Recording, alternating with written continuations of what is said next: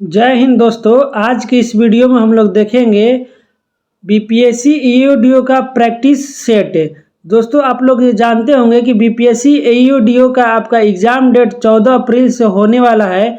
उसी से रिलेटेड आपका दोस्तों एडिटोरिया पब्लिकेशन के तरफ से पेपर 2 यानी समान अध्ययन आपका निकाला गया है। देखिए दोस्तों, इसमें कुल 25 सेट दिया गया है, जिसमें हम 1 से लेकर 6 तक का सेट पहले करा चुके हैं। अगर आप लोग ने दोस्तों 1 से 6 तक का सेट नहीं देखे हैं तो आप पहले जाकर हमारे प्लेलिस्ट में देख सकते हैं। आज की इस वीडियो में हम प्रैक्टिस सेट नंबर 7 देखेंगे। तो दोस्तों आइए प्रैक्टिस सेट देखने से पहले इसके एग्जाम पैटर्न के बारे में कुछ समझते हैं। तो बीपीएससी ईओडीओ की तरफ से दोस्तों एग्जाम सिलेबस और एग्जाम पैटर्न भी जारी कर दिया गया है, जिसमें आपका 1/3 माइनस मार्किंग रखा गया है। और साथ में दोस्तों आपका इसमें कुल 3 पेपर होने वाला है। याद रखिएगा दोस्तों, आपका 3 पेपर और 2 दिन तक होगा दोस्तों, जिसमें पहला पेपर दोस्तों आपका सिर्फ क्वालिफाई करना रहेगा। वहीं दोस्तों दूसरा पेपर आपका समान अध्ययन से रिलेटेड रहेगा, जिसमें समान विज्ञान आपका, उसके बाद समान अध्ययन, समान भूगोल, बिहार के प्रमुख भौगोलिक प्रभाग, भारत का इतिहास, बिहार का इतिहास, ये सभी दोस्तों मिलाकर आपका 100 प्रश्न का 2 घंटा की अवधि रहेगी और टोटल 100 नंबर का होगा, जो कि दोस्तों आपका मेरिट बढ़ाने में महत्वपूर्ण योगदान देगा। उसी से रिलेटेड हम दोस्तों आपका प्रैक्टिस सेट करा रहे हैं। और इसका अलावा दोस्तों एक तीसरा पेपर होगा जो कि अगला दिन होगा। उसमें आपका मैथ और रीजनिंग पूछेगा, जो कि समान योग्यता से संबंधित है। और यही दोनों पेपर यानी पेपर 2 और पेपर 3 मिलकर दोस्तों आपका मेरिट में स्थान दिलाएगा। तो दोस्तों इसलिए समान अध्ययन को बहुत ही ध्यान से आप लोग पढ़िएगा। तो आइए प्रैक्टिस सेट नंबर आज 7 पे चलते हैं। देखिए दोस्तों, ये आपका प्रैक्टिस सेट नंबर 7 हो गया। आइए क्वेश्चन पर शुरू करते हैं। दोस्तों क्वेश्चन शुरू करने से पहले आप लोग से एक छोटी सी रिक्वेस्ट है कि अगर आप लोग चैनल पर हमारे नए आए हैं तो प्लीज़ चैनल को सब्सक्राइब कर दीजिएगा। इससे मेरा मोटिवेशन दोस्तों बढ़ता है। और साथ में बेल आइकॉन को भी ऑन कर दीजिएगा, ताकि आपका बिहार से जितना भी एग्ज़ाम होने वाला है, जैसे आपका दोस्तों बिहार दरोगा का जो मेंस का एग्ज़ाम होने वाला है, बिहार एसएससी जो आपका सीजीएल का एग्ज़ाम होने वाला है, साथ ही आपका इंटर स्तरीय दोस्तों जो एग्ज़ाम होने वाला है, उसके बाद कार्यालय परिचारी का एग्ज़ाम होने वाला है, उन सभी का एग्ज़ाम का दोस्तों हम प्रीवियस ईयर क्वेश्चन लाते हैं। और साथ में आपका प्रैक्टिस सेट भी लाते हैं, जो कि आपका एडिटोरिया पब्लिकेशन का, उसके बाद दोस्तों आपका द प्लेटफॉर्म का लाते हैं, उसके बाद आपका ज्ञान बिंदु का दोस्तों लाते हैं, उसके बाद दोस्तों खान सर का, इन सभी का हम प्रैक्टिस सेट लाते रहते हैं। तो आप लोग ज़रूर चैनल को दोस्तों सब्सक्राइब कर दें। आइए क्वेश्चन पर शुरू करते हैं। पहला क्वेश्चन कह रहा है कि बिहार विभूति ज्वेल ऑफ बिहार के नाम से किसे जाना जाता है। तो दोस्तों आप लोग भी साथ साथ में उत्तर देते चलिएगा, और आप लोग अंत में कमेंट करके ज़रूर बताइएगा कि कुल कितना आपका प्रश्न सही हुआ और प्रैक्टिस का क्वेश्चन किस लेवल का था दोस्तों, ये ज़रूर कमेंट करके बताइएगा। और कोई भी डाउट है आप कमेंट करके पूछ सकते हैं। तो बताइए दोस्तों कि पहला का उत्तर क्या होगा कि बिहार विभूति के नाम से किसे जाना जाता है। तो दोस्तों बिहार विभूति आपका अनुग्रह नारायण सिन्हा जी को कहा जाता है, यानी राइट आंसर ऑप्शन ए हो जाएगा। वहीं दोस्तों बिहार केसरी पूछे तो आपका श्री कृष्ण जी को कहा जाता है, जो कि बिहार के प्रथम मुख्यमंत्री थे। और ये दोस्तों आपका अनुग्रह नारायण सिन्हा बिहार के आपका प्रथम उप मुख्यमंत्री थे, और इन्हें आधुनिक बिहार का निर्माता कहा जाता है। ये भी फैक्ट याद रखिएगा दोस्तों। अगला क्वेश्चन पर चलते हैं। दूसरा नंबर का रहा है कि क्राउडिंग इफेक्ट यानी क्राउडिंग प्रभाव एक ऐसी परिघटना है बाजार अर्थव्यवस्था क्षेत्र में सरकार की बढ़ती प्रभावित होने से उत्पन्न होती है। बताइए दोस्तों कि क्राउडिंग प्रभाव आपका बाजार अर्थव्यवस्था के क्षेत्र में सरकार की किस बढ़ती प्रभाविता के कारण उत्पन्न होता है। बताइए दोस्तों दूसरा का सही उत्तर क्या होगा। इसका सही उत्तर हो जाएगा दोस्तों आपका मांग पक्ष और आपूर्ति पक्ष के बढ़ने से आपका क्राउडिंग इफेक्ट यानी क्राउडिंग प्रभाव बढ़ता है, यानी राइट आंसर ऑप्शन डी हो जाएगा। ए और बी दोनों सही है। अगला क्वेश्चन पर चलते हैं। दूसरा नंबर का रहा है कि क्राउडिंग प्रभाव एक ऐसी परिघटना है बाजार अर्थव्यवस्था क्षेत्र में सरकार की बढ़ती प्रभावित होने से उत्पन्न होती है। बताइए दोस्तों कि क्राउडिंग प्रभाव आपका बाजार अर्थव्यवस्था के क्षेत्र में सरकार की किस बढ़ती प्रभाविता के कारण उत्पन्न होता है। इसका सही उत्तर हो जाएगा दोस्तों आपका मांग पक्ष और आपूर्ति पक्ष के बढ़ने से आपका क्राउडिंग इफेक्ट यानी क्राउडिंग प्रभाव बढ़ता है, यानी राइट आंसर ऑप्शन डी हो जाएगा। ए और बी दोनों सही है। अगला क्वेश्चन में चलते हैं, तीसरा नंबर देखते हैं कि निम्न में से कौन सा 1953 में राज्य पुनर्गठन आयोग के सदस्य थे। बताइए दोस्तों कि तीसरा का सही उत्तर क्या होगा कि राज्य पुनर्गठन आयोग 1953 के कौन सदस्य थे। तो दोस्तों प्रधानमंत्री जवाहरलाल नेहरू ने दिसंबर 1953 में फजल अली की अध्यक्षता में राज्य पुनर्गठन आयोग का गठन किया था। इसके अन्य सदस्य के रूप में आपका पंडित हृदयनाथ कुंजरू थे और सरदार के.एम. पडिक्कर थे। यानी दोस्तों आपका के.एम. पडिक्कर भी थे, हृदयनाथ कुंजरू भी थे, फजल अली इसके अध्यक्ष थे। यानी राइट आंसर ऑप्शन डी हो जाएगा कि उपयुक्त में से एक से अधिक आपका इसके सदस्य और अध्यक्ष मिला के हो जाएंगे। और राज्य पुनर्गठन आयोग ने दोस्तों अपनी रिपोर्ट 1955 में सौंपा था और इसके अनुसार भारत में 14 राज्य और 6 केंद्र शासित प्रदेश स्थापित किए गए थे। अगला क्वेश्चन में देखिए दोस्तों 4 नंबर का रहा है कि इनमें से किसने कहा भारतीय न्यायपालिका विलासी मुकदमेबाजी से ग्रसित है। बताइए दोस्तों कि यह कथन किसका है कि भारतीय न्यायपालिका विलासी मुकदमेबाजी से ग्रसित है। तो यह कथन दोस्तों एन.बी. रमन्ना का है। यानी राइट आंसर ऑप्शन सी हो जाएगा। और ये आपका भारत के 48वें न्यायाधीश रह चुके हैं। और वहीं दोस्तों आपका संविधान के अनुच्छेद 124 से 147 के बीच में आपका सर्वोच्च न्यायालय की चर्चा है। अगला क्वेश्चन 5 नंबर देखिए कि पृथ्वी की आयु का निर्धारण किया जाता है। बताइए कि पृथ्वी की आयु का निर्धारण किससे किया जाता है। बताइए दोस्तों कि इसका सही उत्तर क्या होगा कि पृथ्वी की आयु का निर्धारण किसके द्वारा किया जाता है। तो इसका निर्धारण आपका यूरेनियम डेटिंग के द्वारा किया जाता है। याद रखिए दोस्तों यूरेनियम डेटिंग के द्वारा पृथ्वी की आयु का निर्धारण किया जाता है। और वहीं कार्बन डेटिंग के द्वारा दोस्तों पूछे तो आपका पुरातत्व जीव विज्ञान में जंतु एवं पौधे से प्राप्त अवशेषों के आधार पर जीवन काल समय चक्र का निर्धारण के अनुसार दोस्तों कार्बन डेटिंग का प्रयोग किया जाता है। अगला देखिए 6 नंबर कह रहा है कि उस राज्य को पहचानिए जिसकी सीमा सबसे अधिक राज्यों की सीमा से मिलती है। बताइए कि किस राज्य की सीमा सबसे अधिक राज्य की सीमा से मिलती है। बताइए दोस्तों कि 6 नंबर का सही उत्तर क्या होगा। तो दोस्तों सबसे अधिक अगर किसी राज्य का सीमा मिलते हैं तो वो आपका उत्तर प्रदेश का सही उत्तर होगा, क्योंकि उत्तर प्रदेश का सीमा 8 राज्यों से मिलता है। और इसमें आपका मध्य प्रदेश, छत्तीसगढ़, बिहार, झारखंड, हरियाणा, हिमाचल प्रदेश, उत्तराखंड, राजस्थान और एक दोस्तों आपका यूनियन टेरेटरी भी है जिसका जो दिल्ली है। यानी दोस्तों आपका 8 राज्य और एक यूनियन टेरेटरी से इसकी सीमा मिलती है। अगला क्वेश्चन देखिए 7 नंबर का रहा है कि इंडियन एसोसिएशन ने किसका गठन करके राष्ट्रीय चेतना बढ़ाने में महत्वपूर्ण भूमिका अदा की। बताइए कि इंडियन एसोसिएशन ने किसका गठन किया था। बताइए दोस्तों इसका सही उत्तर क्या होगा। तो इंडिया एसोसिएशन के द्वारा दोस्तों आपका इंडियन नेशनल कॉन्फ्रेंस का गठन किया गया था। और 26 जुलाई 1876 को सुरेंद्र नाथ बनर्जी तथा आनंद मोहन बोस ने इंडियन एसोसिएशन की स्थापना किया था। यह भी याद रखिएगा कि 26 जुलाई 1876 को सुरेंद्र नाथ बनर्जी एवं आनंद मोहन बोस द्वारा इंडियन एसोसिएशन की स्थापना किया गया था। वहीं 1883 में कोलकाता में दोस्तों इंडियन एसोसिएशन ने इंडियन नेशनल कॉन्फ्रेंस की स्थापना किया था। अगला क्वेश्चन में चलते हैं 8 नंबर की बिहार राज्य पर्यटन विकास निगम का टैगलाइन क्या है। बताइए कि बिहार राज्य पर्यटन विकास निगम का आपका टैगलाइन क्या है। तो दोस्तों इसका बिहार राज्य पर्यटन विकास निगम का टैगलाइन है विलसफुल बिहार। याद रखिएगा दोस्तों विलसफुल बिहार। यानी राइट आंसर ऑप्शन सी हो जाएगा कि विलसफुल बिहार आपका पर्यटन विकास निगम का टैगलाइन है।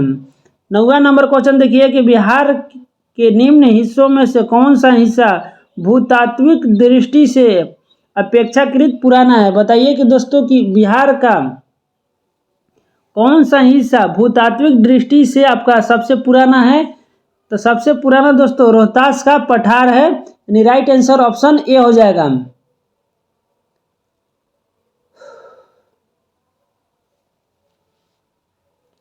नेक्स्ट क्वेश्चन देखते हैं दोस्तों 10 नंबर। निम्नलिखित में से कौन सी नदी फतुहा के पास गंगा में मिलती है? बताइए दोस्तों कि इसका सही उत्तर क्या होगा कि कौन सा आपका नदी फतुहा के पास गंगा में मिलती है। दोस्तों अगर आप लोग बिहार के पटना से होंगे तो इसका सही उत्तर बता देंगे कि आपका कौन सा नदी फतुहा के पास गंगा में मिलती है। तो ये आपका दोस्तों पुनपुन नदी मिलती है, यानी राइट आंसर ऑप्शन ए हो जाएगा।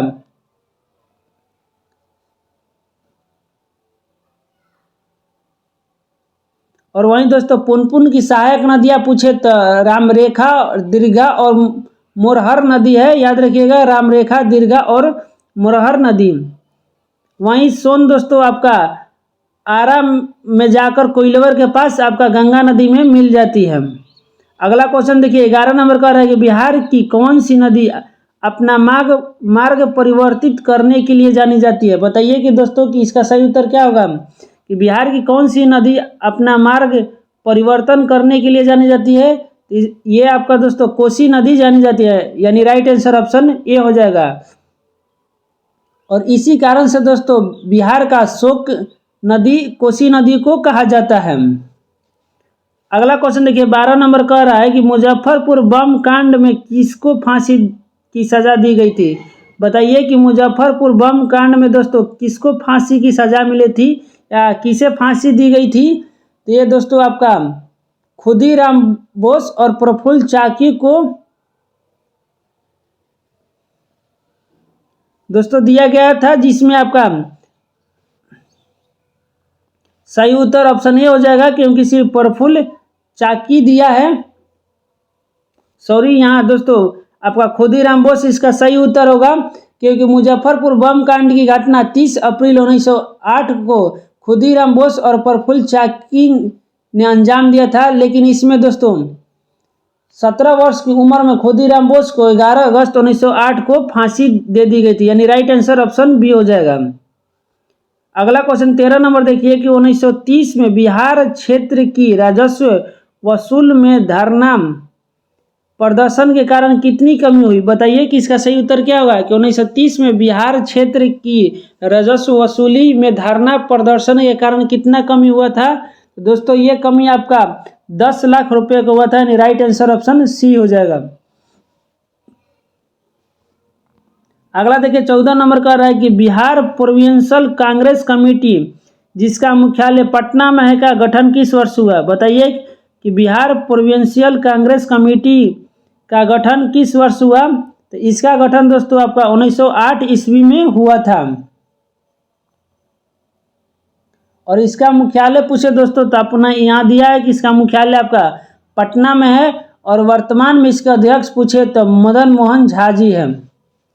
अगला क्वेश्चन चलते हैं 15 नंबर की हाल ही में समाचारों में देखी गई चैट जीपीटी में जीपीटी का पूर्ण रूप क्या है? दोस्तों अभी आप लोग देखे होंगे कि चैट जीपीटी से बहुत सारा फोटो एडिट हो रहा था, वहीं एआई आपका इससे संबंधित है आर्टिफिशियल इंटेलिजेंस से, जिसमें दोस्तों आपका पूछा है कि जीपीटी का फुल फॉर्म क्या है? बताइए कि जीपीटी का दोस्तों फुल फॉर्म क्या होता है?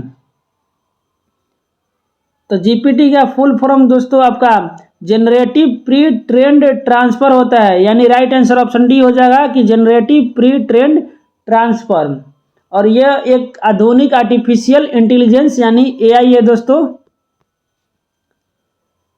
अगला क्वेश्चन चलते हैं 16 नंबर के निम्नलिखित में से कौन सा फोटो इलेक्ट्रिक उपकरण डिजिटल अनुप्रयोग के लिए सबसे उपयुक्त है? बताइए कि कौन सा आपका फोटो इलेक्ट्रिक उपकरण है जो कि डिजिटल अनुप्रयोग के लिए सबसे उपयुक्त माना जाता है? तो ये दोस्तों आपका नाम से ही पता चल रहा है कि फोटो वोल्टिक सेल, यानी राइट आंसर ऑप्शन ए हो जाएगा।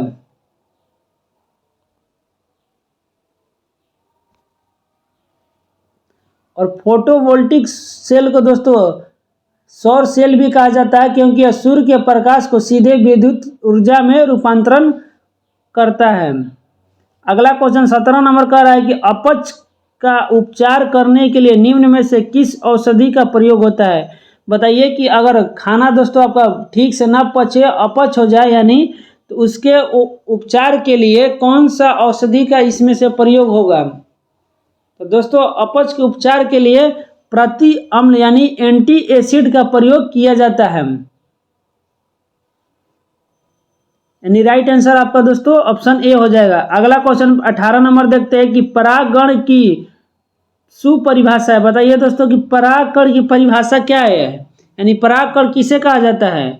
तो दोस्तों परागकण का परागकेसर से कुलोम छिद्र तक स्थानांतरित होना ही परागकण कहलाता है। यानी राइट आंसर ऑप्शन ए हो जाएगा कि परागकण का परागकेसर से कुलोम छिद्र तक स्थानांतरित होना यानी वहां तक पहुंचना की क्रिया को परागण कहते हैं, जिसे इंग्लिश में दोस्तों पोलिनेशन कहा जाता है। और परागण दो प्रकार का होता है, एक होता है स्वपरागण और दूसरा होता है पर परागण। अगला क्वेश्चन देखिए दोस्तों 19 नंबर की प्रकाश संश्लेषण के दौरान हरे पौधे अवशोषित करते हैं। बताइए कि प्रकाश संश्लेषण के दौरान हरे पौधे किसको अवशोषित करते हैं। तो दोस्तों ये आपका कार्बन डाइऑक्साइड यानी CO2 को अवशोषित करते हैं और ऑक्सीजन को दोस्तों आपका निर्वाहन करते हैं, यानी राइट आंसर ऑप्शन डी हो जाएगा। अगला देखिए 20 नंबर की रात के सोते समय यह सलाह दी जाती है कि पेड़ के नीचे न सोए क्योंकि पेड़ है। बताइए कि रात के सोते समय पेड़ के नीचे क्यों नहीं सोना चाहिए।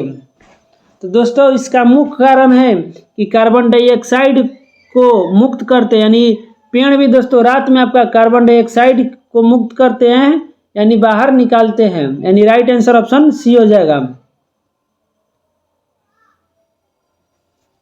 अगला क्वेश्चन देखिए 21 नंबर का रहा है कि फूल के प्रजनन तंत्र होते हैं। बताइए कि इनमें से कौन सा आपका ऑप्शन में फूल के प्रजनन तंत्र दिया गया है। तो दोस्तों फूल का प्रजनन तंत्र आपका पुंकेसर और गर्भकेसर है, यानी राइट आंसर ऑप्शन बी हो जाएगा। वहीं दोस्तों आपका गर्भकेसर को स्त्री केसर भी कहा जाता है, जो कि फूल का प्रजनन अंग है। अगला क्वेश्चन देखिए 22 नंबर का रहा है कि क्लोरोसिस उत्पन्न होता है जब पौधे को उगाया जाता है। बताइए कि क्लोरोसिस कब उत्पन्न होगा। बताइए दोस्तों इसका सही उत्तर क्या होगा। तो दोस्तों आपका जब पौधे को लौह रहित माध्यम में उगाया जाता है तब क्लोरोसिस उत्पन्न होता है, यानी राइट आंसर ऑप्शन डी हो जाएगा।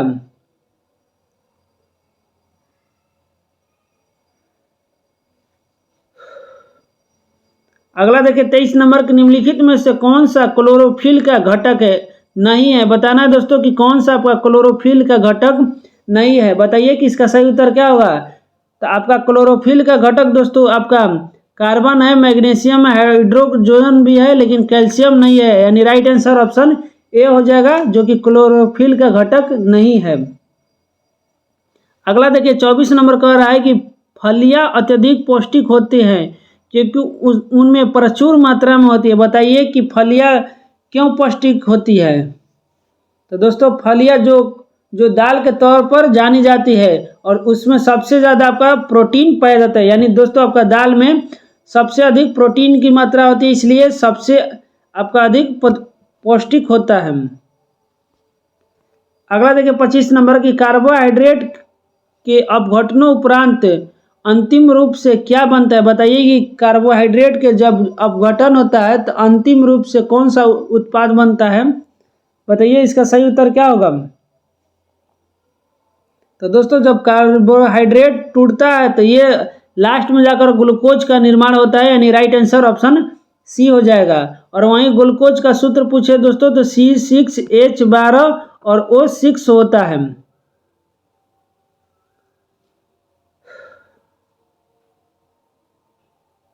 अगला क्वेश्चन देखिए 26 नंबर का रहा है कि विटामिन ए का सबसे अच्छा स्रोत है। बताइए कि विटामिन ए का सबसे अच्छा स्रोत इनमें से कौन सा है। तो दोस्तों विटामिन ए का सबसे अच्छा स्रोत आपका गाजर है, यानी राइट आंसर ऑप्शन सी हो जाएगा।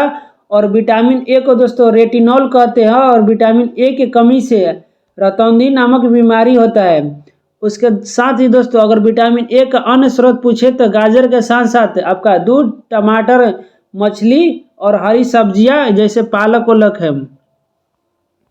अगला क्वेश्चन पे चलते हैं, 27 नंबर देखते हैं कि टूटी हुई हड्डियों की रक्षा के लिए प्लास्टर और पेरिस का प्रयोग होता है, यह है। बताइए कि प्लास्टर और पेरिस का जो प्रयोग होता है किससे बनता है।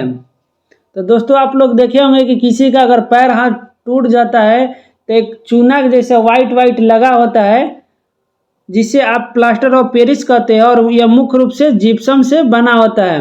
और इसका सूत्र होता है दोस्तों जिप्सम का COSO4 इंटू 2H2O। ये फार्मूला याद रखिएगा दोस्तों, इसका रासायनिक सूत्र क्योंकि कभी कभी एग्जाम में सूत्र भी पूछता है। यानी राइट आंसर आपका ऑप्शन डी हो जाएगा।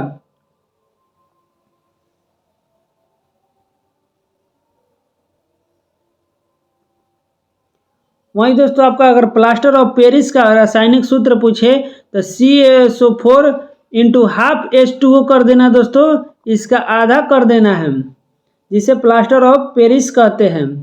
अगला क्वेश्चन चलिए 28 नंबर की, साबुन उद्योग का उपजात क्या है। बताइए कि साबुन उद्योग का उपजात क्या है। तो दोस्तों साबुन उद्योग का उपजात आपका ग्लिसरॉल है, यानी राइट आंसर आपका ऑप्शन सी हो जाएगा।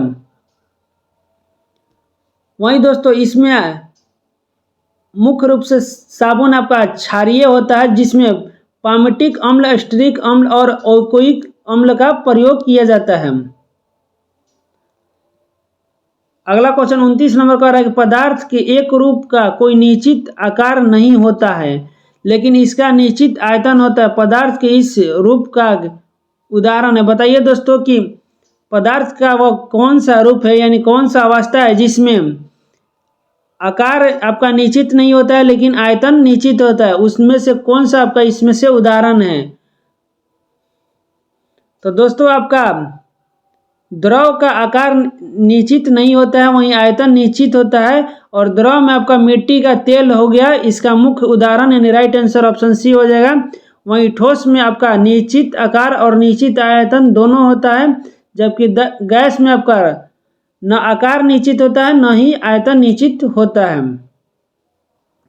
अगला देखिए 30 नंबर की, अम्ल धातु कार्बोनेट से अभिक्रिया कर डैश गैस मुक्त करते हैं। बताइए कि अम्ल जो धातु कार्बोनेट से अभिक्रिया करके कौन से गैस उत्पन्न करेंगे। बताइए दोस्तों इसका सही उत्तर क्या होगा। तो अम्ल दोस्तों आपका धातु कार्बोनेट से अभिक्रिया करके CO2 गैस का निर्माण करते हैं, यानी राइट आंसर ऑप्शन बी हो जाएगा। अगला देखिए 31 नंबर का रहा है कि एक नाभिक की द्रव्यमान संख्या। बताइए कि एक नाभिक के द्रव्यमान संख्या में क्या क्या स्थित रहता है, यानी द्रव्यमान में दोस्तों कौन सा आपका परमाणु का कण स्थित रहता है। बताइए इसका सही उत्तर क्या होगा। तो दोस्तों आपका नाभिक के द्रव्यमान में न्यूट्रॉन और प्रोटॉन होता है जो कि द्रव्यमान संख्या कहते हैं, यानी इसका सही उत्तर ऑप्शन ए हो जाएगा कि न्यूट्रॉनों और प्रोटॉनों की संख्याओं का योग को आपको दोस्तों द्रव्यमान संख्या कहा जाता है और इसे जेड से सूचित किया जाता है। वहीं दोस्तों इसे ए से सूचित किया जाता है एटॉमिक भार, और जेड से परमाणु संख्या को सूचित किया जाता है जो कि आपका प्रोटॉन से संबंधित है। अगला क्वेश्चन देखिए 32 नंबर का रहा है कि हीरे और ग्रेफाइट के बारे में निम्नलिखित में से कौन सा कथन सत्य है। बताइए कि हीरे और ग्रेफाइट के बारे में कौन सा आपका दोस्तों कथन सत्य होगा। बताइए इसका सही उत्तर क्या होगा। तो दोस्तों हीरा ताप और विद्युत दोनों का कुचालक है। तो आपका पहला दोस्तों कट गया क्योंकि यह कुचालक है। कुचालक उसे कहते हैं जिसमें विद्युत का चालन आपका न हो। उसके बाद दोस्तों आपका ग्रेफाइट विद्युत का सुचालक है लेकिन हीरा आपका कुचालक हो जाएगा। लेकिन यहाँ पूछ रहा है दोनों के बारे में कौन सा आपका सत्य है। उसके बाद दोस्तों आपको कह रहा है हीरे की संरचना नियमित चतुष्फलकीय होती है जबकि ग्रेफाइट की संरचना षष्ठकोणीय होती है, यानी ये भी दोस्तों आपका कट गया। उसके बाद कह रहा है कि हीरा सभी पदार्थों से अधिक कठोर होता है तथा कांच को आसानी से काट भी सकता है, लेकिन ग्रेफाइट दोस्तों आपका राख के रंग का मुलायम रवेदार ठोस पदार्थ होता है। तो ये भी आपका दोस्तों कट गया, यानी इसका राइट आंसर ऑप्शन ही हो जाएगा कि उपयुक्त में से कोई नहीं आपका सही है।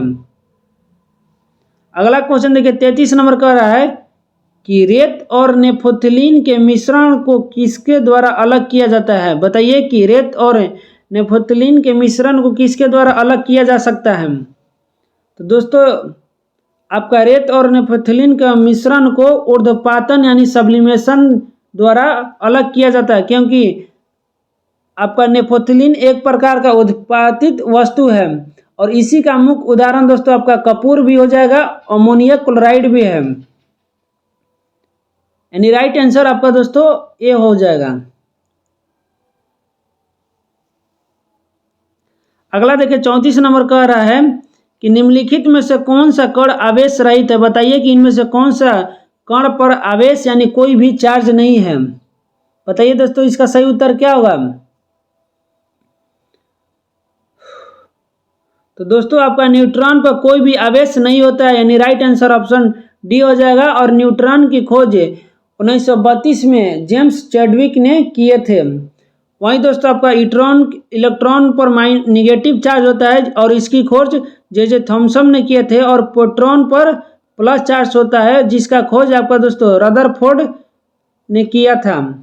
अगला क्वेश्चन देखिए 35 नंबर देखते हैं कि मानव आँख में किसी वस्तु का प्रतिबिंब कहाँ पर बनता है। बताइए कि मानव आँख में किसी वस्तु का प्रतिबिंब कहाँ पर बनेगा दोस्तों। तो मानव आँख में दोस्तों आपका प्रतिबिंब दृष्टिपटल यानी रेटिना बनता है। राइट आंसर ऑप्शन ए हो जाएगा। और रेटिना को दोस्तों हिंदी में दृष्टिपटल कहते हैं और प्रतिबिंब आपका हमेशा वास्तविक और उल्टा बनता है। वहीं अगला क्वेश्चन चलते हैं 36 नंबर। 36 नंबर देखिए प्रकाश की एक किरण दर्पण पर 30 डिग्री के कोण पर आपतित होती है और अभिलंब और परावर्तित किरण के बीच का कोण होता है।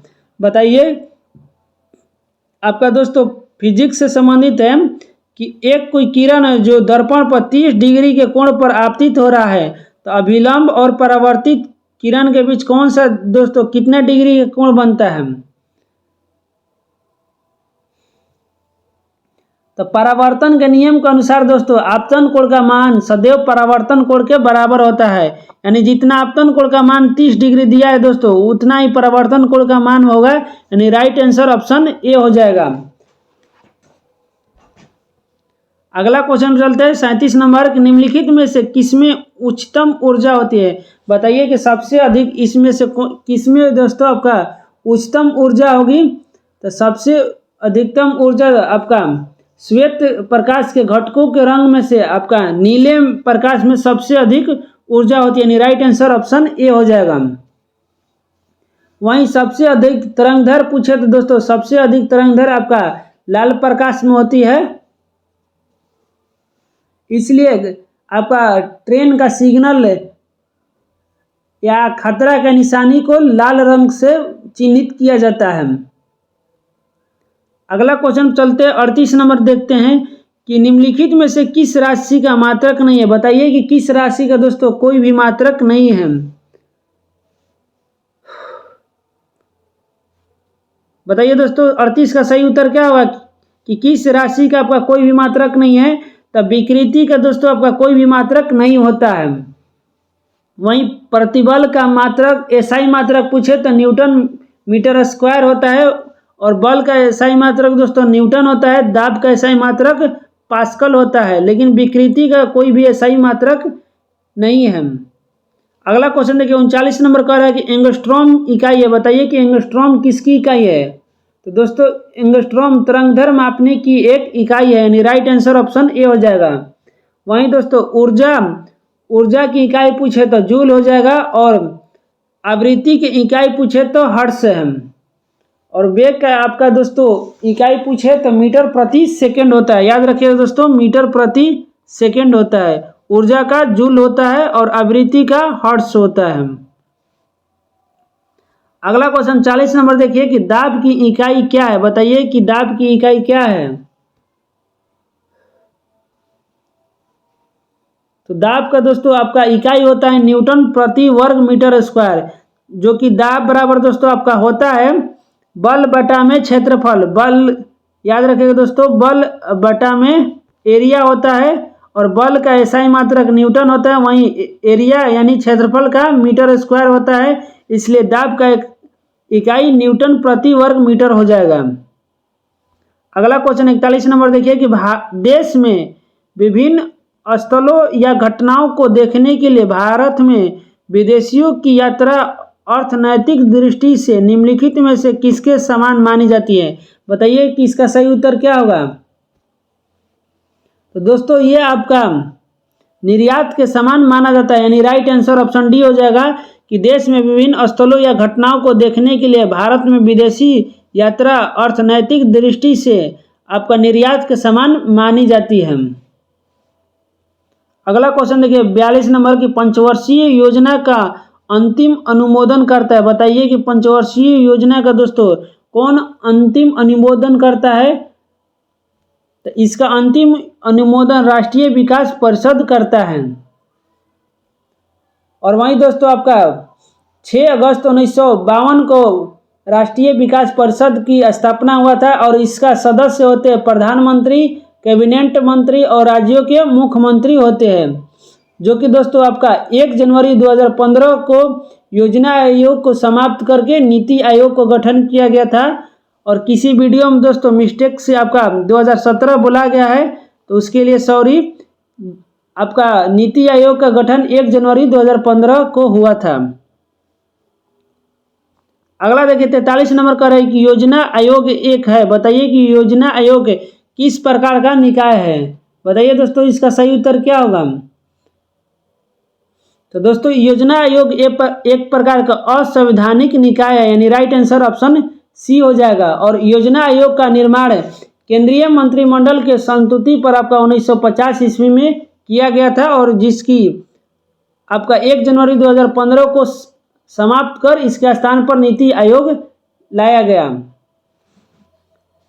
अगला क्वेश्चन देखिए 44 नंबर का रहा है कि भारत में योजना अवकाश यानी प्लान हॉलीडे की अवधि थी। बताइए कि आपका योजना अवकाश की अवधि कब से कब तक माना जाता है? तो दोस्तों आपका योजना अवकाश 1966 से आपका 69 के बीच में माना जाता है, यानी राइट आंसर ऑप्शन बी हो जाएगा, क्योंकि इस अवकाश के दौरान कोई भी योजना को लागू नहीं किया गया था। वहीं प्रथम पंचवर्षीय योजना का शुरुआत दोस्तों आपका 1 अप्रैल 1951 से शुरू किया गया था और यह 1956 ईस्वी तक चली।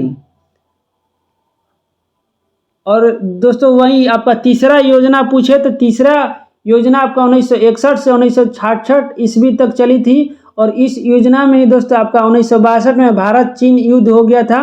और उसके बाद तीसरा और चौथी योजना के बीच ही आपका योजना अवकाश यानी 1966 से 69 के बीच प्लानिंग हॉलीडे रखा गया। अगला देखिए 45 नंबर की IRDP का मुख्य उद्देश्य क्या है? बताइए कि IRDP का मुख्य उद्देश्य क्या है दोस्तों। तो पहला है निर्यात संवर्धन, दूसरा है कुशल राजकोषीय प्रबंधन, तीसरा है बैंकिंग सुधार। आगे ऑप्शन देखते हैं हम। चौथा है कि ग्रामीण विकास निर्धनता निवारण। तो इसका राइट आंसर हो जाएगा ग्रामीण विकास निर्धनता निवारण। इसका इंग्लिश होता है दोस्तों IRDP का आपका इंटीग्रेटेड रूरल डेवलपमेंट प्रोग्राम। याद रखें दोस्तों, इंटीग्रेटेड रूरल डेवलपमेंट प्रोग्राम ग्रामीण विकास एवं निर्धनता निवारण। और इसका शुभारंभ आपको छठी पंचवर्षीय योजना के दौरान 2 अक्टूबर 1980 को किया गया था, जिसका मुख्य उद्देश्य गरीबी निवारण तथा ग्रामीण विकास कार्यक्रम था। अगला क्वेश्चन देखिए 46 नंबर की सापेक्ष निर्धनता रिलेटिव पॉवर्टी का अर्थ है। बताइए कि सापेक्ष निर्धनता का अर्थ क्या है दोस्तों। बताइए इसका सही उत्तर क्या होगा। तो सापेक्ष निर्धनता का अर्थ है कि आर्थिक असमानताएं, यानी राइट आंसर ऑप्शन डी हो जाएगा। अगला क्वेश्चन देखिए 47 नंबर की भारत में अधिकांश व्यक्ति बेकार है। बताइए कि भारत में अधिकांश व्यक्ति किस क्षेत्र में दोस्तों आपका बेकार है। तो ये आपका दोस्तों कृषि क्षेत्र में सबसे अधिक व्यक्ति बेकार है, यानी राइट आंसर ऑप्शन बी हो जाएगा। और कृषि क्षेत्र में दोस्तों आपका छिपी हुई या प्रच्छन्न बेरोजगारी पाई जाती है, जिसका कुल सीमांत उत्पादकता आपका 0 माना जाता है। और कृषि में ही दोस्तों आपका मौसमी बेरोजगारी भी देखा जाता है। तो ये सभी फैक्ट भी याद रखिएगा। अगला क्वेश्चन देखिए 48 नंबर कह रहा है कि पंचायती राज अपनाने वाला पहला राज्य कौन सा था। बताइए दोस्तों कि कौन सा राज्य आपका सर्वप्रथम पंचायती राज अपनाया था यानी लागू किया था। तो इसकी दोस्तों आपका सर्वप्रथम राजस्थान राज्य ने लागू किया था, जो कि आपका 2 अक्टूबर 1959 को राजस्थान के नागौर जिले में लागू किया गया था। और वहीं दोस्तों आपका दूसरा राज्य पूछे तो दूसरा राज्य आपका आंध्र प्रदेश था, तो ये भी याद रखिएगा। और पंचायती राज बलवंत राय मेहता कमेटी के संस्तुति पर दोस्तों त्रिस्तरीय व्यवस्था लागू किया गया है, जिसका संवैधानिक दर्जा आपका 24 अप्रैल 1993 को दिया गया।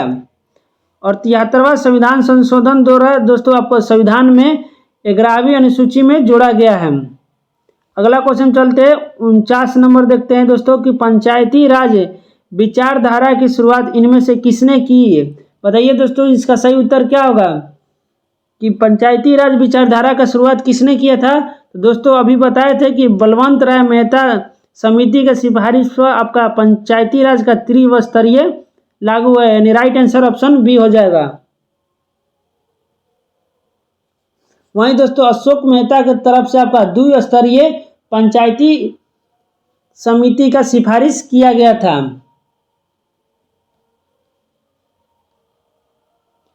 अगला क्वेश्चन 50 नंबर देखिए कि विकेंद्रीकरण प्रणाली का सिफारिश किसने किया था। बताइए कि विकेंद्रीकरण प्रणाली का सिफारिश किसने किया था दोस्तों। तो इसका सिफारिश आपका बलवंत राय मेहता जी ने ही किया था, यानी राइट आंसर ऑप्शन सी हो जाएगा। और इसका ही आपका उदाहरण पंचायती राज व्यवस्था देखने को मिलता है, जिसमें आपका सत्ता को विकेंद्रीकरण यानी अलग अलग आपको बांटा जाता है। अगला क्वेश्चन चलिए 51 नंबर कि लोकसभा में आंग्ल भारतीय समुदाय को मनोनीत करने की शक्ति किसके पास है। तो दोस्तों बताइए कि इसका सही उत्तर क्या है कि लोकसभा में आंग्ल भारतीय समुदाय को मनोनीत करने की शक्ति किसके पास है। तो दोस्तों ये पहले इस भारत के राष्ट्रपति के पास आंग्ल भारतीय समुदाय को मनोनीत करने की शक्ति थी, लेकिन 104वां संविधान संशोधन 2019 के तहत आपका लोकसभा और राज्य की विधानसभाओं में से आंग्ल भारतीय समुदाय का मनोनयन समाप्त कर दिया गया, यानी यह दोस्तों आपको समाप्त हो गया है। अगला क्वेश्चन चलते हैं 52 नंबर की भारत के कार्यपालिका अध्यक्ष यानी एग्जीक्यूटिव हेड कौन है। बताइए दोस्तों कि भारत की कार्यपालिका का अध्यक्ष कौन है। तो इसका अध्यक्ष दोस्तों आपका भारत के प्रथम नागरिक यानी राष्ट्रपति होते हैं। और वहीं दोस्तों आपका राष्ट्रपति से संबंधित अनुच्छेद 52 से लेकर 61 तक है, जिसमें 52 में आपका दोस्तों पद दिया है और 61 में क्षमादान दोस्तों दिया गया है। वहीं 53 के ए में कार्यपालिका शक्ति राष्ट्रपति में निहित होगा, इसकी चर्चा है। अगला देखिए 53 नंबर कह रहा है कि लोकसभा के कार्यकाल पूरा होने के पहले भंग किया जा सकता है। बताइए कि लोकसभा के कार्यकाल पूरा होने से पहले किसके द्वारा आपको भंग किया जा सकता है यानी समाप्त किया जा सकता है दोस्तों। तो ये आपका प्रधानमंत्री के सिफारिश पर राष्ट्रपति द्वारा लोकसभा को कार्यकाल से पहले ही भंग किया जा सकता है। और इसकी चर्चा दोस्तों आपका अनुच्छेद 85 के क्लाउज 2 में इसकी चर्चा है। वहीं दोस्तों आपका लोकसभा का कार्यकाल पूछे तो आपका 5 वर्ष के लिए होता है, लेकिन इससे पूर्व भी आपका प्रधानमंत्री की सिफारिश पर राष्ट्रपति भंग कर सकते हैं। अगला क्वेश्चन देखिए 54 नंबर की अध्यक्ष सदन के किसी भी सदस्य को बोलने से रोक सकता है और अन्य किसी सदस्य को बोलने दे सकता है, यह घटना कहलाती है। बताइए कि यह घटना क्या कहलाती है। तो दोस्तों जब अध्यक्ष सदन के किसी भी सदस्य को बोलने से रोककर किसी अन्य सदस्य को बोलने दे सकता है, तो यह घटना को बैठ जाना कहते हैं, यानी राइट आंसर ऑप्शन सी हो जाएगा कि यह घटना को दोस्तों येलिंग द फ्लोर यानी बैठ जाना कहलाती है। अगला क्वेश्चन देखिए 55 नंबर पर चलते हैं कि निम्नलिखित में से भारत का राष्ट्रपति किसकी नियुक्ति नहीं करता है। बताइए कि भारत के जो राष्ट्रपति है इनमें से किसकी नियुक्ति नहीं करते हैं। बताइए दोस्तों इसका सही उत्तर क्या होगा। तो दोस्तों भारत के राष्ट्रपति आपका राज्यपाल, प्रधानमंत्री, मुख्य निर्वाचन आयुक्त की नियुक्ति करते हैं और वहीं दोस्तों आपका उपराष्ट्रपति का आपका अप्रत्यक्ष रूप से चुनाव होता है, यानी राइट आंसर ऑप्शन डी हो जाएगा, जिसकी नियुक्ति आपका भारत के राष्ट्रपति नहीं करते हैं। और उपराष्ट्रपति पद के निर्वाचन की चर्चा आपका अनुच्छेद 66 में दिया गया है। अगला क्वेश्चन देखिए 56 नंबर का रहा है कि भारत के राष्ट्रपति के कार्यालय सरकारी प्रणालियों के किस संयोजन की विशेषता नहीं है। बताइए कि भारत के राष्ट्रपति का कार्यालय सरकारी प्रणालियों के किस संयोजन की विशेषता नहीं है दोस्तों।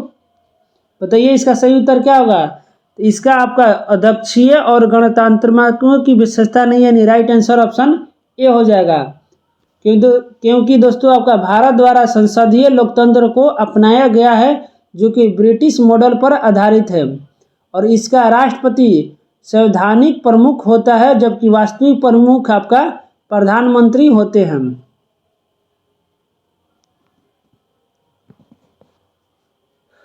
अगला क्वेश्चन चलते हैं 57 नंबर की भारत में यदि एक देश एक चुनाव लागू किया जाता है तो भारतीय संविधान के किस अनुच्छेद में संशोधन की आवश्यकता होगी। बताइए दोस्तों कि अगर एक देश एक चुनाव लागू किया जाता है तो किस अनुच्छेद में आपका संशोधन की जरूरत पड़ेगी दोस्तों। बताइए कि इसका सही उत्तर क्या होगा। तो दोस्तों भारत में एक देश एक चुनाव लागू करने के लिए आपका संसद के सदनों की अवधि अर्थात लोकसभा एवं राज्यसभा के बारे में अनुच्छेद 83 में वर्णन है और इसमें दोस्तों आपका अनुच्छेद 172 में राज्य की विधायिकाओं का कार्यकाल में भी संशोधन करना पड़ेगा। साथ में अनुच्छेद 85 में संसद सत्र, सत्रवासन और विघटन का भी दोस्तों चर्चा है, यानी राइट आंसर ऑप्शन ये हो जाएगा कि उपयुक्त में से कोई नहीं। अगला क्वेश्चन देखिए 58 नंबर का है कि दोहरी नागरिकता लक्षण है। बताइए कि दोहरी नागरिकता किसका लक्षण होता है। बताइए दोस्तों इसका सही उत्तर क्या होगा। तो दोहरी नागरिकता आपका संघात्मक शासन की लक्षण है और जो कि दोस्तों ये आपका अमेरिका और स्विट्जरलैंड जैसे देशों में देखा जाता है, जबकि भारत में संघीय व्यवस्था को अपनाया गया है जिसमें आपका एकल नागरिकता की व्यवस्था है। अगला क्वेश्चन पर चलते हैं 59 नंबर की जम्मू और कश्मीर राज्य के विभाजन के बाद बने किस केंद्र शासित प्रदेश की अपनी कोई विधायिका नहीं है। बताइए दोस्तों कि किस आपका केंद्र शासित प्रदेश की अपनी कोई विधायिका यानी विधानमंडल या कोई अपना मुख्यमंत्री दोस्तों नहीं है। तो ये आपका लद्दाख का कोई भी विधायिका नहीं है, वहीं जम्मू कश्मीर का दोस्तों विधायिका बना दिया गया है जिसका मुख्य राजधानी आपका कश्मीर है। और दोस्तों पहले जम्मू कश्मीर में अनुच्छेद 370 के तहत विशेष दर्जा मिला था जो कि 2019 में आपका समाप्त कर दिया गया है और इसे राज्य को हटाकर केंद्र शासित प्रदेश दोस्तों बना दिया गया है, जो जम्मू कश्मीर और लद्दाख नामक दो केंद्र शासित प्रदेश का गठन किया गया। अगला क्वेश्चन देखिए 60 नंबर की निम्नलिखित में से किस क्षेत्र में ओजोन परत पाई जाती है। बताइए दोस्तों कि किस मंडल में आपका ओजोन परत पाया जाता है। तो दोस्तों आपका ओजोन परत सूर्य की अल्ट्रावायलेट यानी पराबैंगनी किरण को पृथ्वी पर आने से रोकती है और यह आपका दोस्तों समताप मंडल में पाया जाता है, यानी इसका राइट आंसर ऑप्शन सी हो जाएगा। और वहीं दोस्तों ओजोन परत के संरक्षण के लिए अंतर्राष्ट्रीय ओजोन दिवस मनाया जाता है जो कि 16 सितंबर को आपको ओजोन दिवस मनाया जाता है। अगला क्वेश्चन देखिए ग्रीन हाउस गैसों में मुख्य घटक होता है। बताइए कि ग्रीन हाउस गैसों में मुख्य घटक कौन सा दोस्तों आपका घटक होता है। तो ग्रीन हाउस गैसों में मुख्य रूप से आपका कार्बन डाइऑक्साइड भी है दोस्तों, आपका मीथेन भी है, यानी राइट आंसर ऑप्शन ये हो जाएगा कि उपयुक्त में से एक से ज़्यादा है जो कि आपका CO2, methane, nitrogen oxide, ozone सभी सम्मिलित हैं।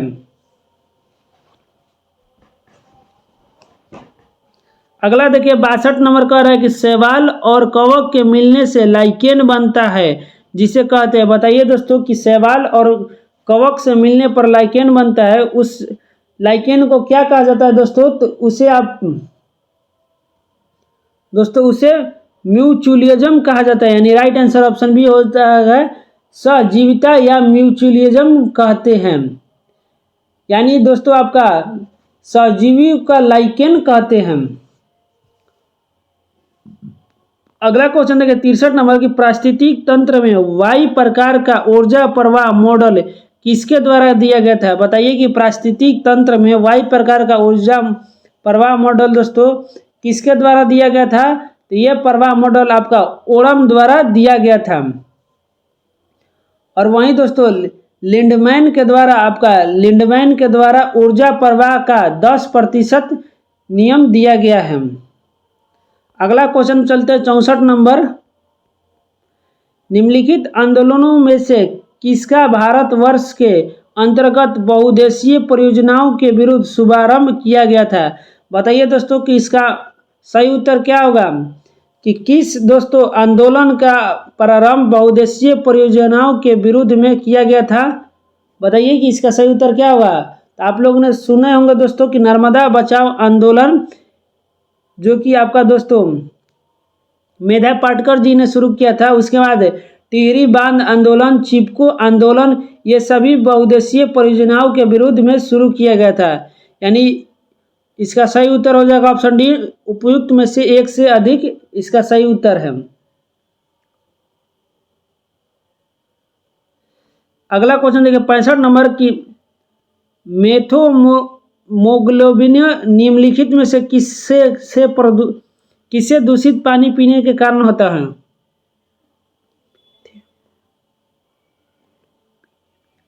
बताइए दोस्तों कि मेथेमोग्लोबिनेमिया किसके कारण से दोस्तों आपका होता है? तो ये आपका नाइट्रेट दूषित पानी के कारण होता है, यानी आपका दोस्तों नाइट्रेट युक्त पानी पीने से मेथेमोग्लोबिनेमिया नामक रोग होता है।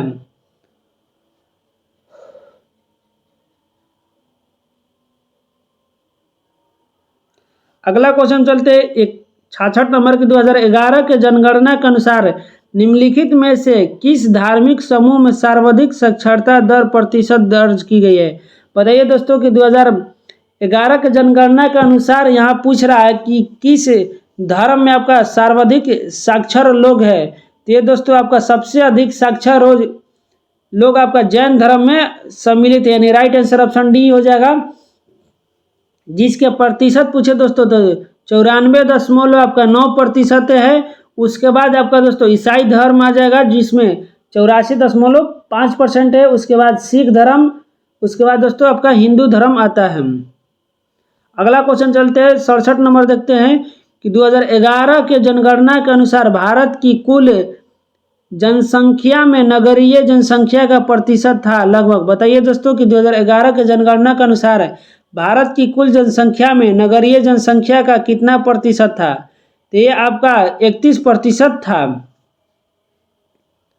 अगला देखिए 68 नंबर की भारत के राज्यों में निम्न में से निम्नतम साक्षरता दर की दृष्टि से बिहार का स्थान है। बताइए दोस्तों कि भारत के राज्यों में से निम्नतम साक्षरता दर की दृष्टि से पूरे भारत में बिहार का कौन सा स्थान है?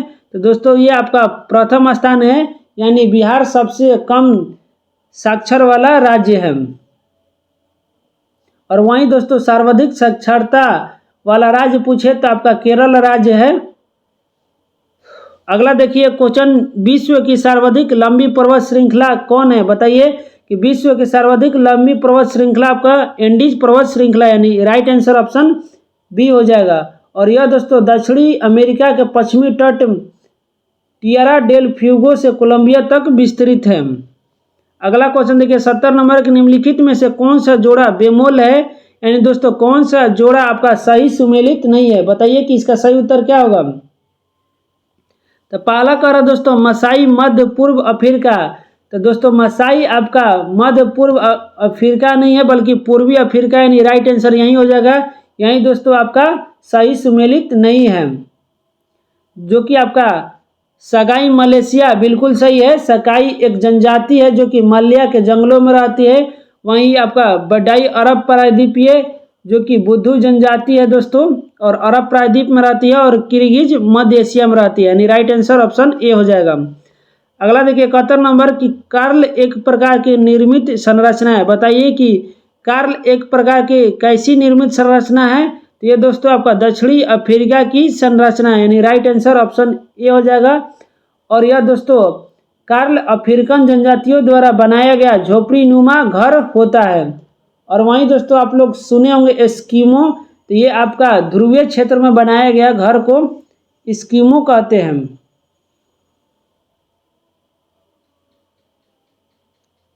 अगला देखिए 72 नंबर की इराक का सबसे बड़ा अल्पसंख्यक समुदाय कौन है। बताइए कि इराक में सबसे बड़ा अल्पसंख्यक समुदाय कौन सा है। तो ये आपका दोस्तों कुर्द जनजाति के लोग हैं, यानी कुर्द समुदाय का सबसे बड़ा अल्पसंख्यक है। अगला क्वेश्चन पे चलते हैं 73 नंबर की भारतीय उपमहाद्वीप में लोहे का प्रयोग कब शुरू हुआ था। बताइए दोस्तों कि लोहा का प्रयोग भारत महाद्वीप में कब शुरू हुआ था।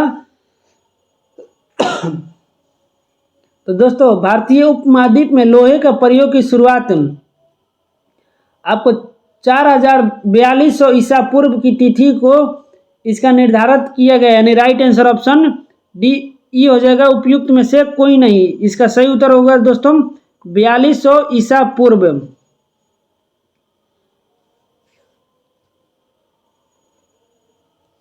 अगला क्वेश्चन चलते 74 नंबर की पेंजिया से टूटे हुए दक्षिणी महाद्वीप को क्या कहते हैं। बताइए दोस्तों कि पेंजिया से टूटे हुए दक्षिणी महाद्वीप को क्या कहते हैं। तो पेंजिया से टूटे हुए दक्षिणी महाद्वीप को आपको गोंडवाना लैंड कहते हैं, यानी राइट आंसर ऑप्शन सी हो जाएगा। दोस्तों वेगनर के महाद्वीपीय प्रवास सिद्धांत के अनुसार आपका पृथ्वी के सभी स्थलखंड आपस में जुड़े हुए थे, जिसे पेंजिया कहा जाता था। और पेंजिया दोस्तों चारों ओर महासागर से घिरा हुआ था, जिसे पैंथलासा कहा जाता था। लेकिन बाद में दोस्तों ट्रैगिस युग में पेंजिया का विभाजन हो गया, और एक तरफ आपका अंगारा लैंड उत्तरी भाग को कहा गया और दक्षिणी भाग को गोंडवाना लैंड कहा गया है, यानी राइट आंसर ऑप्शन सी हो जाएगा। अगला देखिए 75 नंबर की आर्कटिक क्षेत्र और अंटार्कटिका महाद्वीप किसके निकट स्थित है। बताइए कि आर्कटिक क्षेत्र और अंटार्कटिका महाद्वीप किसके निकट है दोस्तों। बताइए कि इसका सही उत्तर क्या होगा। तो दोस्तों ये आपका उत्तरी और दक्षिणी ध्रुव के मध्य निकट स्थित है, यानी राइट आंसर ऑप्शन सी हो जाएगा। यानी दोस्तों पृथ्वी आप जानते होंगे कि लगभग गोलाकार है, जो कि उत्तरी ध्रुव को आर्कटिक क्षेत्र और नीचे दक्षिणी ध्रुव को अंटार्कटिका क्षेत्र यानी अंटार्कटिका महाद्वीप कहते हैं। और दोस्तों अंटार्कटिका पृथ्वी के सबसे दक्षिण और सबसे कम आबादी वाला महाद्वीप है, याद रखिएगा। और कुल महाद्वीपों की संख्या 7 है। अगला क्वेश्चन देखिए 76 नंबर की अखबारी कागज उद्योग निम्न में से किस स्थान पर अवस्थित है। बताइए कि अखबारी कागज का उद्योग आपका इनमें से किस जगह पर स्थित है। तो दोस्तों आपका अखबारी कागज नेपा नगर में स्थित है। और नेपा नगर दोस्तों आपका नेपा मिल्स लिमिटेड यानी the national news print limited के नाम से जाना जाता है। और नेपा नगर अखबारी कागज और वहीं होशंगाबाद में नोटों के लिए कागज का उत्पादन किया जाता है। अगला क्वेश्चन देखिए 77 नंबर का है कि भारत में किस राज्य का सर्वाधिक क्षेत्र घने पतझड़ वाले जंगल से घिरा है। बताइए कि इनमें से किस राज्य का दोस्तों सर्वाधिक क्षेत्र जंगल से घिरा है। तो ये आपका मध्य प्रदेश का सर्वाधिक क्षेत्र जंगल से घिरा है, यानी सर्वाधिक दोस्तों वनाच्छित राज्य आपका मध्य प्रदेश हो जाएगा। अगला देखिए 78 नंबर चलते हैं दोस्तों। 78 नंबर को बताइएगा कि सही उत्तर क्या होगा कि निम्नलिखित में से किस राज्य में सर्वाधिक क्षेत्र वनों के अंतर्गत पाया जाता है। बताइए कि अभी बताए थे दोस्तों, लेकिन इसमें पूछ दिया कि निम्नलिखित में से किस राज्य में सर्वाधिक क्षेत्र वनों के अंतर्गत पाया जाता है। तो ये आपका दोस्तों अरुणाचल प्रदेश इसका सही उत्तर हो जाएगा। लेकिन अगर दोस्तों भारत में कुल पूछे तो कुल में आपका सबसे प्रथम स्थान मध्य प्रदेश होगा, वहीं दूसरा अरुणाचल प्रदेश दोस्तों, उसके बाद तीसरा पे आपका 36 नंबर आएगा, चौथा पे उड़ीसा, पांचवा पर महाराष्ट्र। अगला क्वेश्चन देखिए, भारत के निम्नलिखित क्षेत्रों में से कहाँ उष्णकटिबंधीय आर्द्र सदाबहार वन नहीं उगते हैं? बताइए दोस्तों इसका सही उत्तर। ये कहाँ पर दोस्तों आपका उष्णकटिबंधीय आर्द्र सदाबहार वन नहीं पाए जाते हैं? तो ये दोस्तों आपका पूर्वी घाट में नहीं उगते हैं। और पूर्वी घाट में दोस्तों आपका वहीं पश्चिमी घाट के मुख्य रूप से अंडमान निकोबार द्वीप समूह, असम, मेघालय, नागालैंड और दोस्तों पश्चिमी ढलानों पर आपका मुख्य रूप से उष्णकटिबंधीय आर्द्र वन पाए जाते हैं। अगला क्वेश्चन चलिए 80 नंबर की, मलनाड के क्षेत्र के संबंध निम्नलिखित में से भारत के किस पठार से? बताइए कि मलनाड क्षेत्र का संबंध किस पठार से है? तो दोस्तों मलनाड क्षेत्र का संबंध भारत के कर्नाटक के पठार से संबंधित है, यानी राइट आंसर ऑप्शन सी हो जाएगा।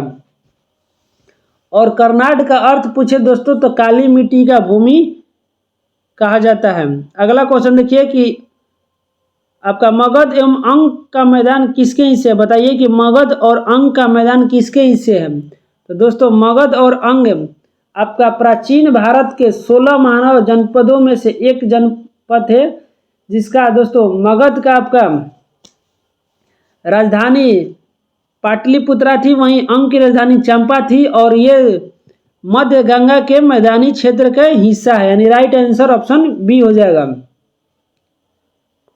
अगला क्वेश्चन देखिए 82 नंबर की, ऐतिहासिक दक्षिणा पथ नामक क्षेत्र का विस्तार है। बताइए कि ऐतिहासिक दक्षिणा पथ नामक क्षेत्र का विस्तार कहाँ से कहाँ तक है? बताइए दोस्तों इसका सही उत्तर क्या होगा? तो ऐतिहासिक दक्षिणा पथ दोस्तों आपका विंध्य पर्वत श्रेणी से कृष्णा एवं कावेरी नदी के क्षेत्रफल तक सम्मिलित किया गया है, जो कि दोस्तों आपका ऑप्शन में नहीं है, यानी इसका सही उत्तर ऑप्शन डी हो जाएगा कि आपका कृष्णा भी नदी है और कावेरी नदी दोनों के मध्य के और विंध्याचल से लेकर होता है, यानी राइट आंसर ऑप्शन डी हो जाएगा। अगला देखिए 83 नंबर की, प्रार्थना समाज, यंग इंडिया, लोक हितवादी, सत्यशोधक समाज, रहनुमाई मजदेयासन सभा के लिए निम्न विकल्पों में से सही संयोजन पहचानिए। दोस्तों बताना है कि इसमें से कौन सा सही संयोजन है। तो दोस्तों सबसे पहले आपका प्रार्थना समाज का संस्थापक आत्माराम पांडुरंग, उसके बाद यंग इंडिया मोहनदास करमचंद गांधी, उसके बाद दोस्तों आपका पूछा था लोक हितवादी गोपाल हरि देशमुख, उसके बाद सत्यशोधक समाज ज्योतिबा फुले, और उसके बाद रहनुमाई आपका नौरोजी फरदोनौजी थे, यानी राइट आंसर ऑप्शन बी हो जाएगा। अगला देखिए 84 नंबर की, भारतीय पुनर्जागरण आंदोलन के पिता कौन थे? बताइए कि भारतीय पुनर्जागरण आंदोलन के पिता किसे कहा जाता है? तो दोस्तों ये आपका राजा राममोहन राय को कहा जाता है, और इन्होंने दोस्तों 1815 में आत्मीय सभा और 1828 में ब्रह्म सभा की स्थापना किया था।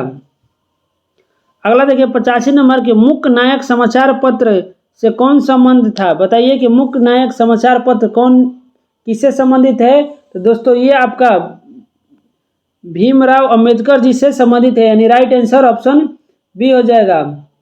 और इन्होंने 31 जनवरी 1920 को मराठी में आपका मुख्य नायक समाचार पत्र निकाला था। अगला देखिए 86 नंबर की, राजा राममोहन राय संपादक थे। बताइए दोस्तों कि राजा राममोहन राय द्वारा कौन सा पत्रिका निकाला गया था? तो दोस्तों ये आपका संवाद कौमुदी निकाला गया था, और संवाद कौमुदी दोस्तों आपका बंगाली भाषा में था, और इसका प्रकाशन 1821 में किया गया। वहीं दोस्तों आपका राजा राममोहन राय द्वारा एक और पुस्तक निकाला गया था, जो कि मीरातुल अखबार था।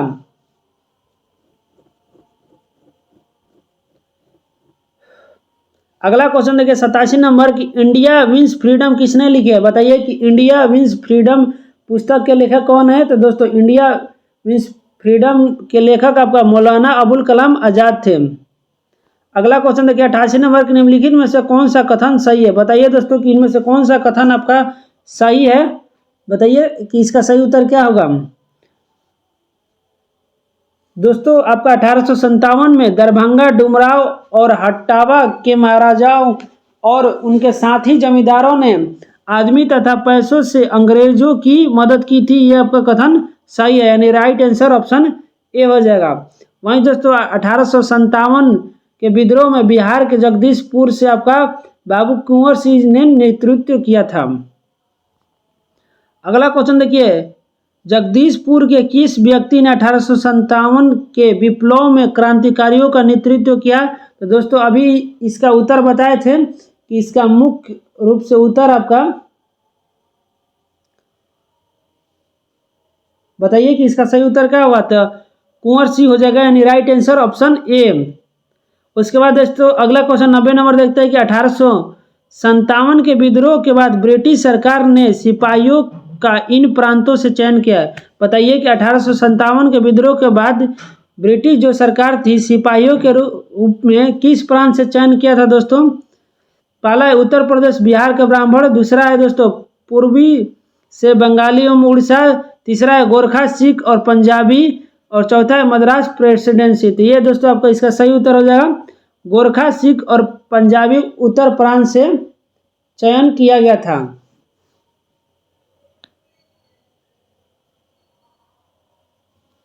राइट आंसर ऑप्शन सी हो जाएगा दोस्तों।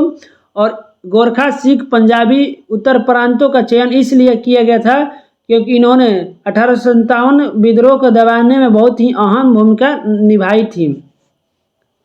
और वहीं दोस्तों आपका उत्तर प्रदेश और बिहार से आए उच्च वर्ग के सैनिकों को संदेह की दृष्टि से देखा जाने लगा। अगला क्वेश्चन 91 नंबर देखें कि बिहार प्रोविंशियल किसान सभा का गठन कब हुआ था। बताइए कि इसका सही उत्तर क्या होगा कि बिहार प्रोविंशियल किसान सभा का गठन दोस्तों कब हुआ था। तो इसका गठन आपका 1929 में किया गया था।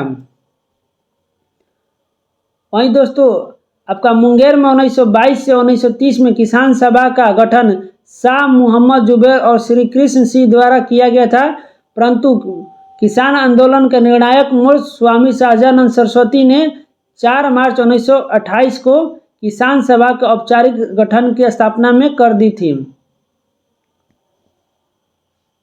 अगला क्वेश्चन पर चलते हैं, क्वेश्चन नंबर 92 देखिए कि प्लासी युद्ध के बाद किसको बिहार प्रांत का उप दीवान का नियुक्ति किया गया था।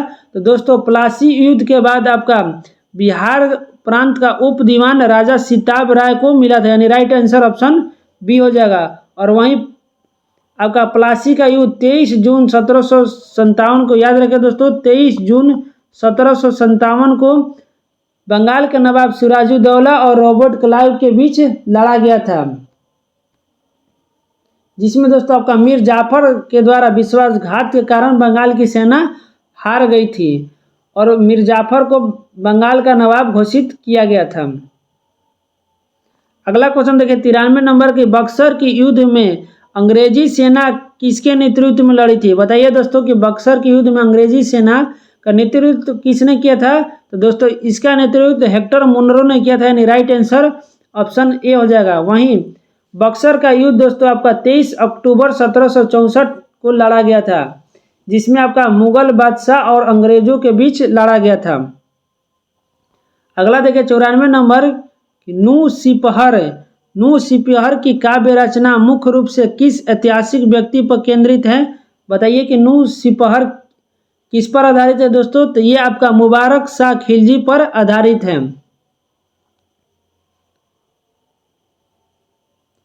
अगला देखिए 95 नंबर के लोधी वंश का स्थापना किसने किया था।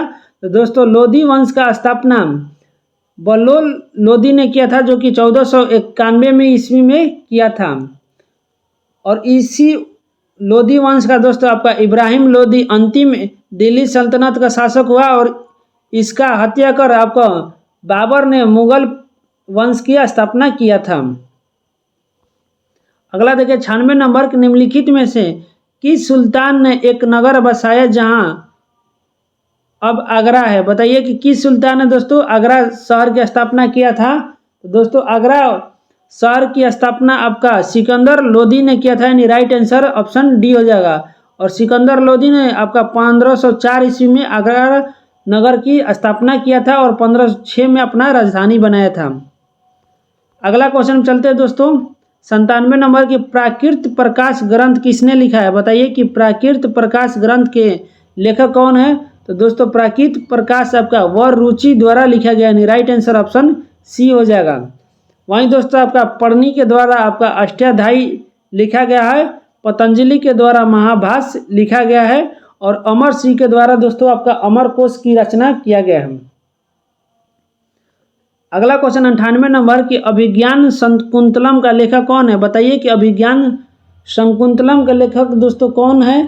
तो अभिज्ञान शकुंतलम के लेखक आपका कालिदास जी थे और इसमें दोस्तों राजा दुष्यंत और शकुंतला का प्रेम विवाह पुनर्मिलन की कहानी है। वहीं तुलसीदास द्वारा दोस्तों आपका रामचरित्र मानस की रचना किया गया है। अगला क्वेश्चन देखिए 99 नंबर कि बुद्ध के जीवन की 4 घटनाएं और उनसे संबंधित 4 स्थानों का उल्लेख है। आपको मिलान करना है दोस्तों कि कौन सा सही मिलान होगा। एक तरफ है दोस्तों आपका उनका स्तंभ 1 को स्तंभ 2 से मिलान करना था। पहला है जन्म, तो भगवान बुद्ध का जन्म आपका लुम्बिनी में हुआ था। उसके बाद ज्ञान प्राप्ति, दोस्तों ज्ञान प्राप्ति इनका बोध गया में हुआ था। उसके बाद प्रथम प्रवचन, यानी भगवान बुद्ध ने पहला उपदेश सारनाथ में दिया था और इनका निधन कुशीनगर में हो गया था, यानी 3, 2, 1, 4 इसका राइट आंसर ऑप्शन सी हो जाएगा। दोस्तों भगवान बुद्ध का जन्म आपका नेपाल के लुम्बिनी में शाक्य कुल 1563 ईस्वी में हुआ था। अगला क्वेश्चन चलते हैं। आज का इस सेट का दोस्तों लास्ट क्वेश्चन है। वीडियो अच्छी लगी हो तो एक लाइक जरूर कर दे दोस्तों, और कोई भी डाउट है आप कमेंट कर सकते हैं। तो अंतिम प्रश्न देखिए कि भागवत संप्रदाय के विकास में किसका योगदान अत्यधिक था? बताइए दोस्तों कि भागवत संप्रदाय के विकास में किसका योगदान अधिक था? तो दोस्तों आपका सबसे अधिक योगदान गुप्त वंश का था, यानी राइट आंसर ऑप्शन डी हो जाएगा। तो दोस्तों इस तरह से आपका सेट नंबर 7 समाप्त होता है। मिलते हैं नेक्स्ट वीडियो में, तब तक के लिए जय हिंद।